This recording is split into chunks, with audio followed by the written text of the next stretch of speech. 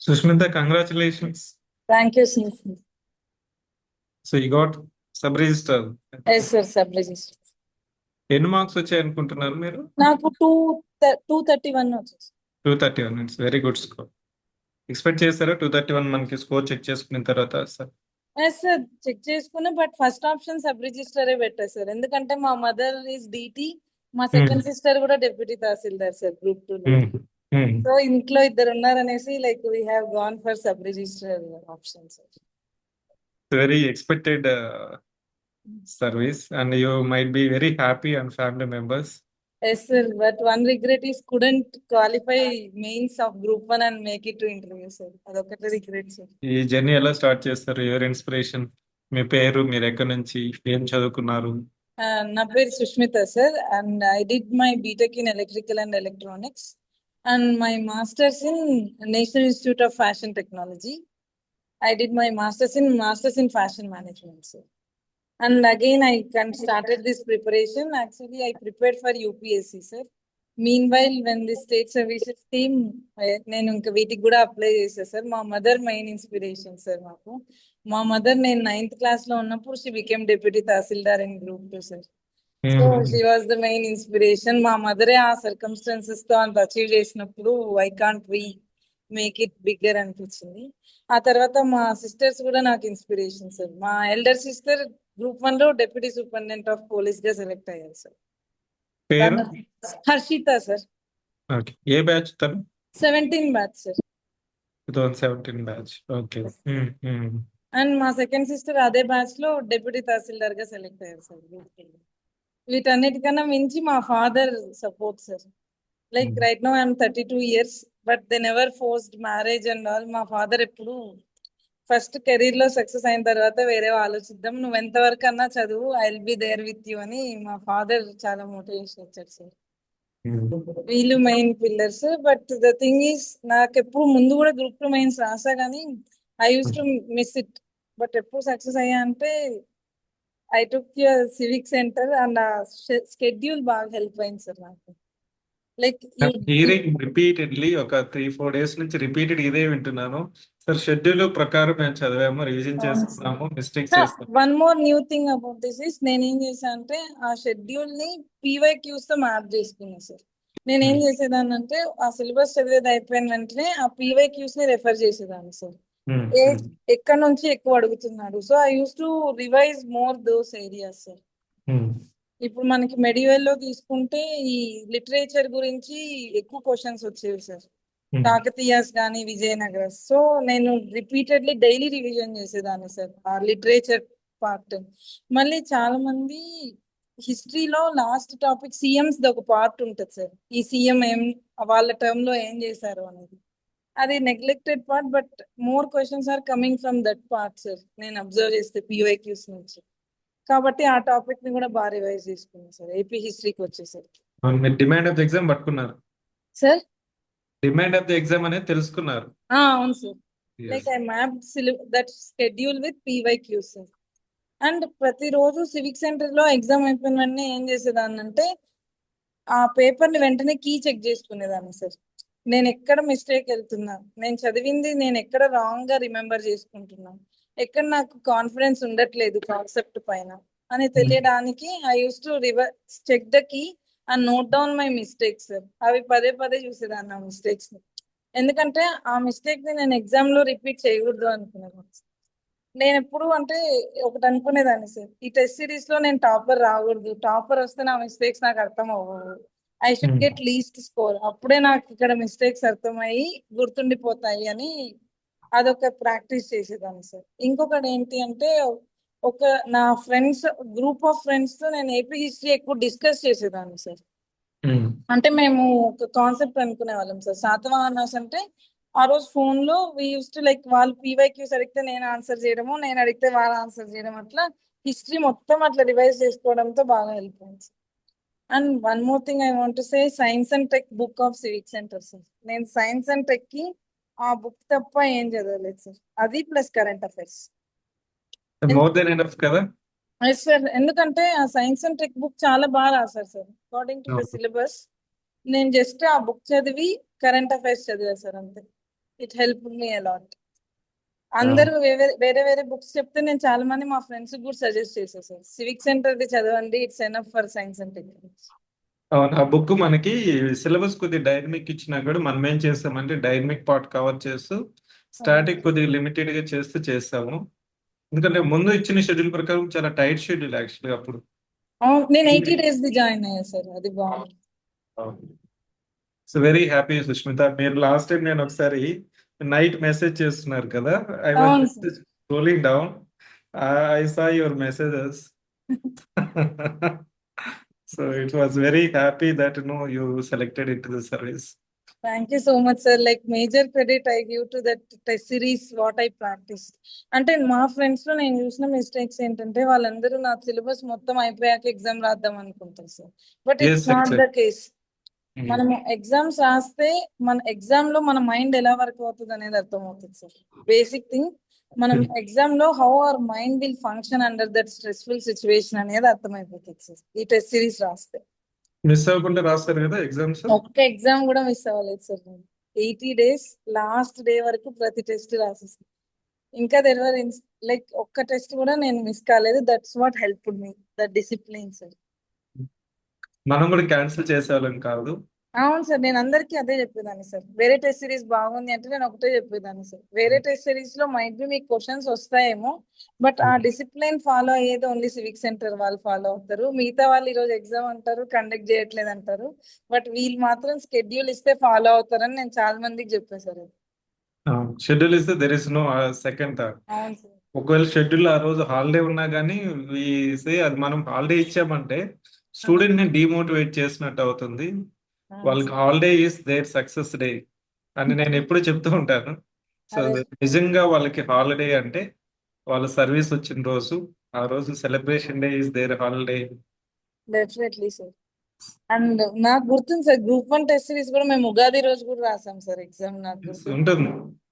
Sunday నాకంటే లేదు, అదే మండే రిగ్రెట్ లేదు. సార్. అంటే హాలిడేస్ కూడా మనం ఇది చేయకుండా రాసాం, but why group 1 is like stop. నేను 4 times రాసా సార్ మెయిన్స్ ఇప్పటి వరకు గ్రూప్ 1. బట్ ప్రతిసారి like it's like missing, not getting where it's going on. Maybe ఒక రీజన్ కొద్దిగా మీరు రెండు బ్యాలెన్స్ చేయడం అనేది, ఇప్పుడు మీకు ఒక సర్వీస్ వచ్చింది కాబట్టి you are done with all the stress అంతా కొద్దిగా రిమూవ్ అయిపోతుంది. That is true sir. Stress అయితే ఫుల్ గా రిలీవ్ అవుతాం సార్. సరే జస్ట్ ఇప్పుడు మీ ముందు ఇంకొక స్టూడెంట్ డిటి సార్. ఇందుమతితో మాట్లాడుతున్నా కానీ, sir my goal is also group 1. Now I want become DT to DC. అదే sir. Now I'm relieved, now I'm motivated, confidence is gain.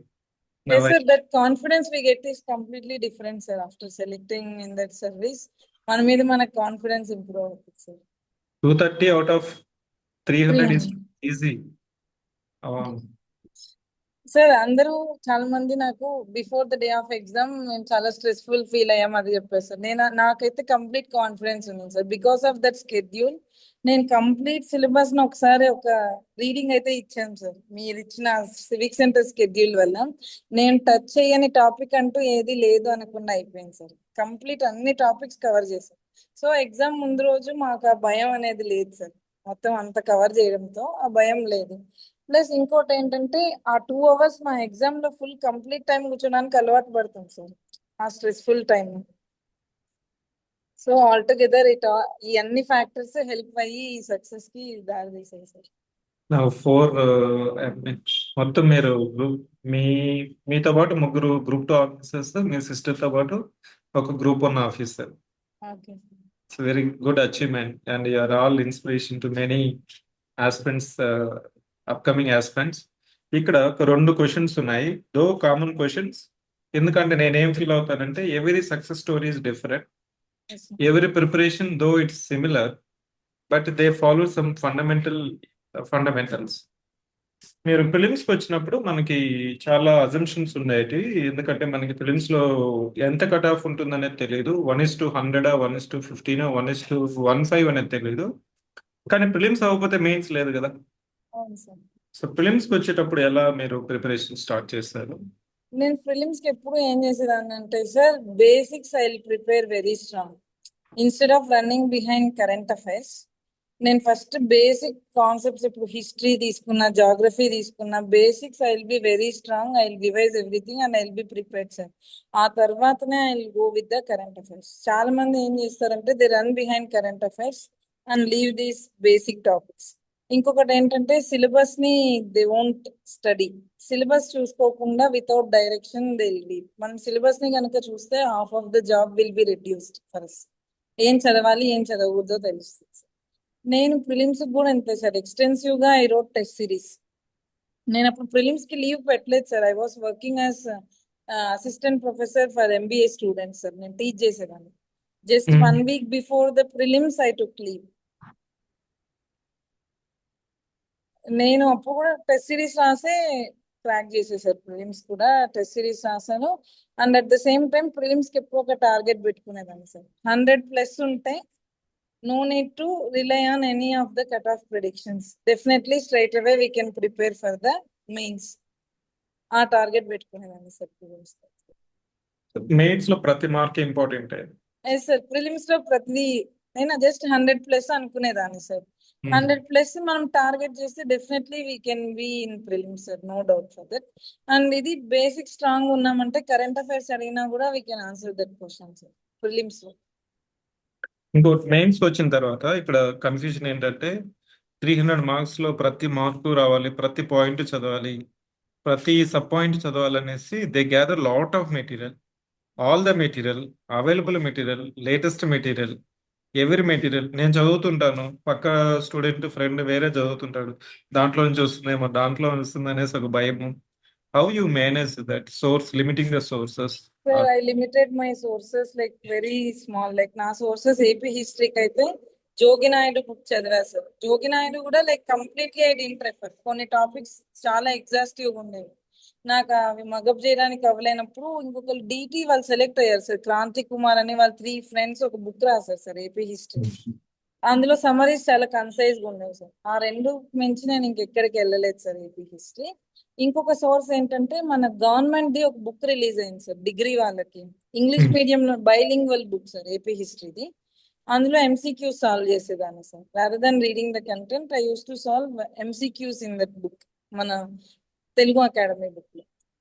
హిస్టరీకి అయితే అంతే సార్. పాలిటీకి అయితే లక్ష్మీకాంత్ తప్ప ఇంకా నేనేమి వేరే అవసరం లేదు. ఎస్. రాసేది.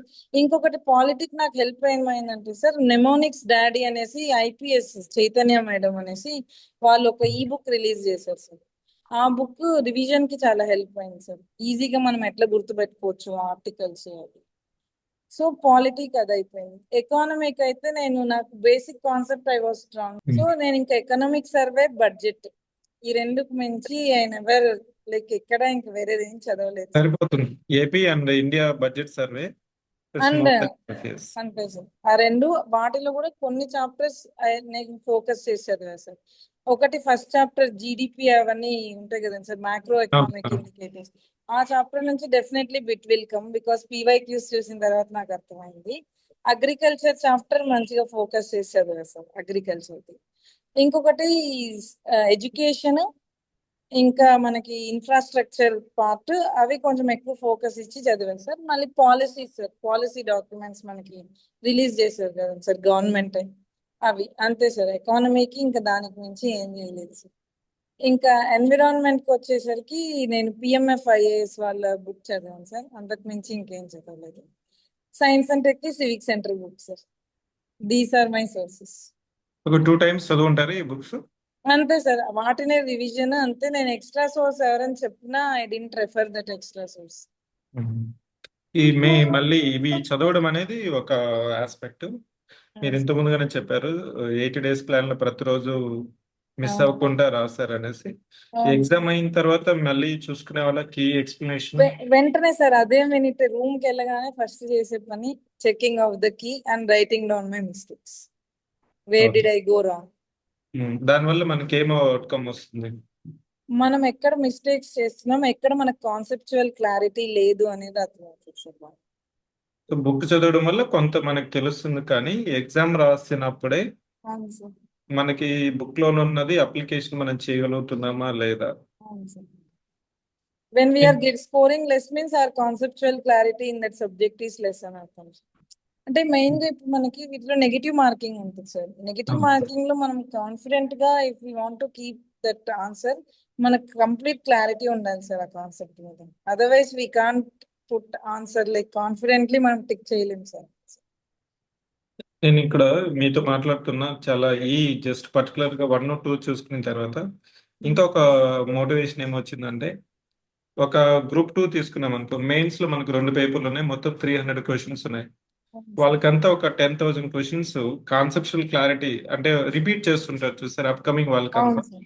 ఓ 10,000 క్వశ్చన్స్ రోజు 50 క్వశ్చన్స్ ఇచ్చి వాటినే మనకి చైతన్య నారాయణలు ఏం చేపిస్తాం, వాటినే తిప్పిస్తాం కదా. అవును అలా సార్. తిప్పితే వాళ్ళకి అంత కాన్సెప్ట్స్ అంతా వచ్చేస్తుంది. అవును సార్. దాని తర్వాత ఒక 10 డైనమిక్ టెస్ట్లు, current affairs, science and technology, ఇట్లాంటి కొన్ని డైనమిక్ వస్తాయి, పాలసీస్, బడ్జెట్, వీటి. దాని తర్వాత ఒక 10 మాక్ టెస్ట్లు రాస్తాయి. Don't think that that is more than enough for the exam. Yes sir, complete confidence వచ్చేస్తుంది సార్. ఏ క్వశ్చన్ వచ్చినా నేను రాయగలను అని మనకి కాన్ఫిడెన్స్ వస్తుంది సార్. ప్యాటర్న్ అర్థమవుతుంది, అవును కాన్సెప్చువల్ సార్. క్లారిటీ వస్తుంది, ట్రెండ్ ఆఫ్ ద ఎగ్జామ్ తెలుస్తుంది.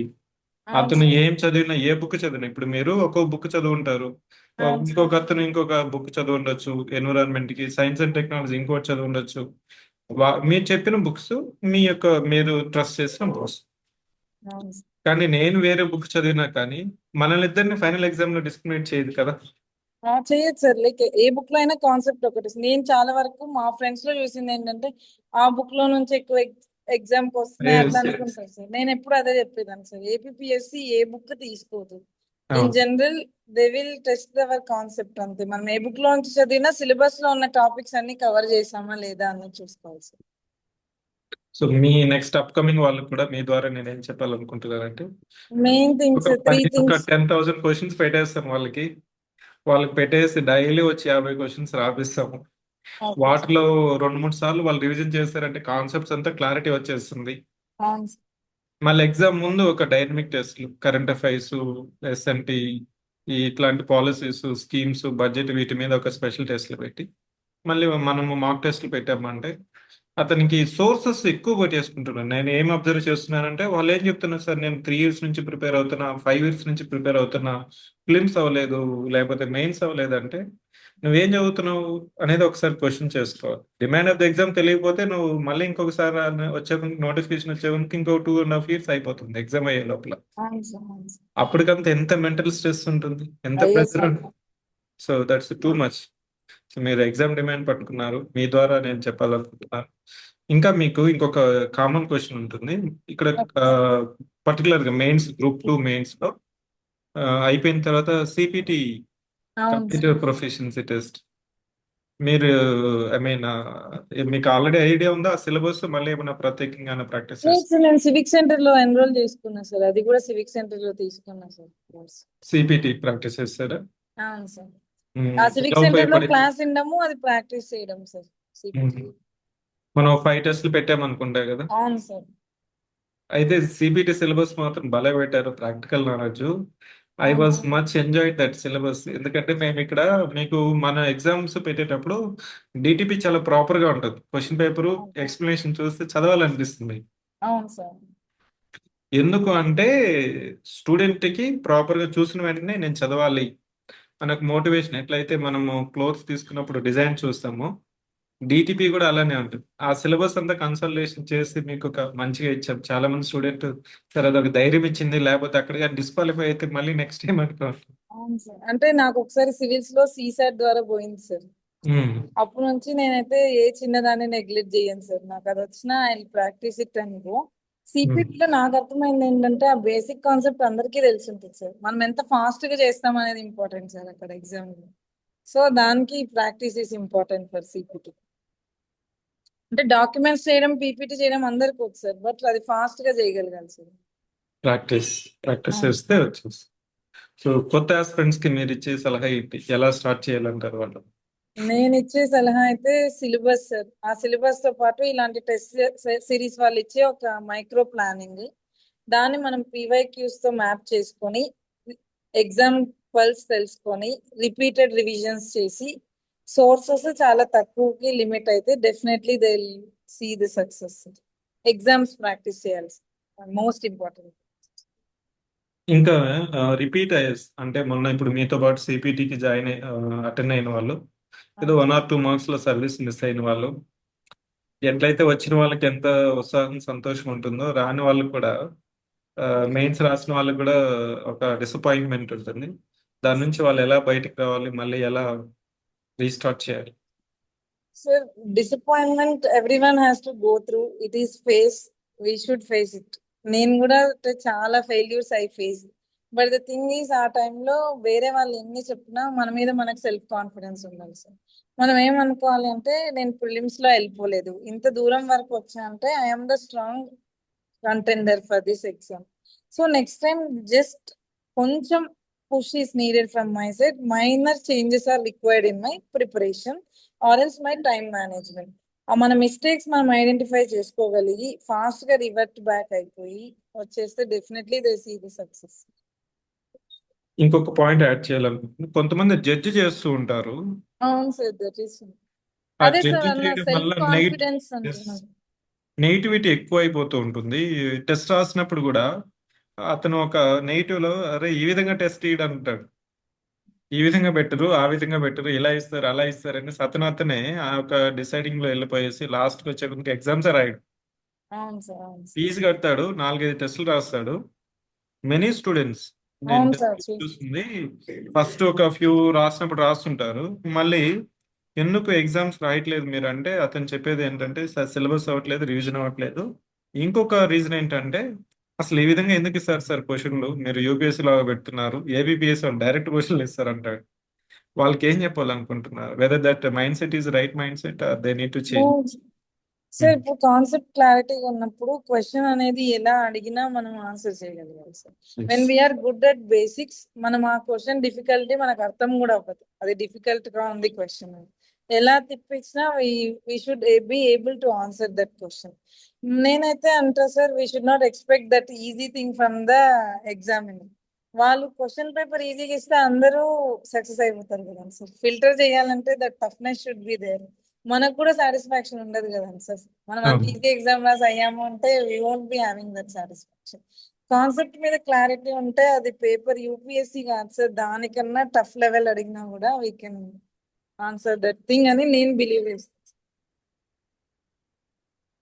Very inspiring Sushmita. మీరు అనుకున్నట్టు గ్రూప్ 1 సర్వీస్ మీరు ప్రయత్నం చేస్తే కంపల్సరీ వచ్చే ఛాన్స్ ఉంటుంది. ఫైనల్ గా ఏమన్నా చెప్పాలనుకుంటున్నారా మన వ్యూవర్స్ కి? Nothing, sir. Just have like then our knowledge, discipline will be tested in these kind of exams, sir. అదొకటి మెయిన్ గా చెప్పగలం సార్. మనకి ఎంత నాలెడ్జ్ ఉన్నా ఆ డిసిప్లిన్ అనేది లేకపోతే we can't come this far అనేది అయితే చెప్పగలం. And main thing, limit our circle during this preparation. ఎక్కువ మందితో ఇంటరాక్ట్ అవ్వకూడదు సార్. మనం చదువుకున్నామా, రెస్ట్ తీసుకున్నామా, మన బాడీకి రెస్ట్ ఇచ్చామా, చదివామా, మన హెల్త్ కేర్ తీసుకుంటున్నామా, ఈ మూడే ఫోకస్ ఉండాలి సార్. ఈ మూడిటికి మించి ఎక్స్టర్నల్ ఇంటరాక్షన్స్ ఏవి పెట్టుకోకూడదు అని నేను చెప్తాను సార్. ఎందుకంటే ఆ ఇంటరాక్షన్స్ వల్ల మీరు అన్నట్టు ఆ జడ్జ్మెంట్స్ పాస్ చేయడము, నీకు రాదు అనడము, దాని వల్ల టైం కిల్ అయిపోతుంది సార్. మనల్ని మనం ఓకే నేను వేస్టా. ప్లస్ నేను ఇంకొకటి ఏం చెప్పాలనుకుంటున్నా అంటే, లాస్ట్ థింగ్, టెస్ట్ సిరీస్ లో వచ్చే మార్క్స్ ని పట్టించుకోకూడదు అని నేను చెప్తాను సార్. దాంట్లో తక్కువ వచ్చినా కూడా you should take it as motivation. అంటే నాకు కూడా తక్కువ వచ్చిన డేస్ ఉన్నాయి సార్ టెస్ట్ సిరీస్ లో. నేను అప్పుడు అదే అనుకునేది, నా ఫ్రెండ్స్ కి ఎక్కువ వస్తున్నాయి, వాట్ దే ఆర్ రీడింగ్, ఎట్లా చదువుతున్నారు, నేను ఎందుకు ఆ స్టేజ్ కి రీచ్ అవ్వలేకపోతున్నా అని థింక్ చేసేదాన్ని, కానీ ఎగ్జామ్ రాయడం మాత్రం ఎప్పుడు ఆపలేదు సార్. నేను అదే చెప్తుంటాను, నీకు మార్క్స్ తో వరీ అవసరం లేదు. టెస్ట్ పేపర్లు అనేది నువ్వు సిలబస్ కంప్లీట్ చేస్తే take it as a test. అవును if you could not able to complete the syllabus and fail to revise it, come to the exam center, take the question paper explanation, go through it, revise it, learn through the explanation. Definitely assume that this is not the final exam. Final exam కంతా నువ్వు రెడీగా ఉన్నావా లేదనేది main important అని చెప్తుంటారు. అదే sir. ఎవరైతే దాన్ని పట్టుకున్నారో, నేను ప్రతి ఒక్కరితో మాట్లాడిన సార్, ప్రతిరోజు కూడా నేను టెస్ట్ మిస్ అవ్వలేదు. టెస్ట్ అయిపోయిన తర్వాత మళ్ళీ గోత్రూ అయ్యారు, మిస్టేక్స్ నోట్ చేసుకునే వాళ్ళని రివిజన్ చేసుకునే వాళ్ళం, ఆ క్వశ్చన్ ఎక్కడి నుంచి ఇచ్చారు మాస్ దాని నుంచి పట్టుకునే వాళ్ళం. So you made it, it's very. ఇంకొక లాస్ట్ పాయింట్ ఏంటంటే ఎస్. సార్, ఆ టెస్ట్ రాయడం వల్ల ప్రతి టాపిక్ లో క్వశ్చన్స్ ఎలా అడుగుతారు అనేది తెలుస్తుంది సార్. సో ఆ టాపిక్ ని మనం ఎలా చదవాలనేది అప్రోచ్ అవుతుంది. అర్థమవుతుంది సార్. అవును. ఇప్పుడు ఫర్ ఎగ్జాంపుల్ కాకతీయాస్ తీసుకుంటే ఆ కాన్సెప్ట్ నుంచి ఎలాంటి టైప్ ఆఫ్ క్వశ్చన్స్ వస్తాయి అనేది మనకు అర్థమవుతుంది. సో మనం కాకతీయాస్ చదివేటప్పుడు వాటిని ఫోకస్ చేసి చదివి ఈ ఓవర్లోడ్ ఆఫ్ సిలబస్ ని తగ్గించుకోవచ్చు సార్. మనము ఎంత చదవాలో ఆ పార్ట్ మనం స్మార్ట్ గా కంటెంట్ ని రెడ్యూస్ చేసుకోవచ్చు టెస్ట్ పేపర్స్ చూడడం వల్ల. It's very very motivational. So once again it's very happy moment not only for you and your family members. మీలాంటివి సక్సెస్ఫుల్ అయిన candidates తో ఎందుకు ఇంటరాక్షన్ అవుతూ ఉంటాం అంటే మనకు ఒక స్ట్రైక్ ఉంటుంది. ఎప్పుడో మనం ఒకసారి లో ఉన్నప్పుడు లేకపోతే ఇది చేయగలమా నేను చేస్తానా అనే ప్రతి ఒక్కరికి క్వశ్చన్ ఉంటుంది. ఇట్లాంటి మీ ఇన్స్పైరింగ్ స్టోరీస్ విన్నప్పుడు ఆ నెగిటివ్ నుంచి స్టెప్ అప్ అయ్యి ఎవరైతే ముందుకెళ్తారో వాళ్ళు కంపల్సరీ రోల్ మోడల్గా అవుతారు. మీరు అనుకున్న డ్రీమ్ గ్రూప్ 1 సర్వీస్ రావాలనేసి సో మనస్ఫూర్తిగా కోరుకుంటున్నాను. Once again congratulations. Thank you sir. Congratulations. Thank you for accepting our invitation to share your success story. Thank you. You're welcome sir. Yes.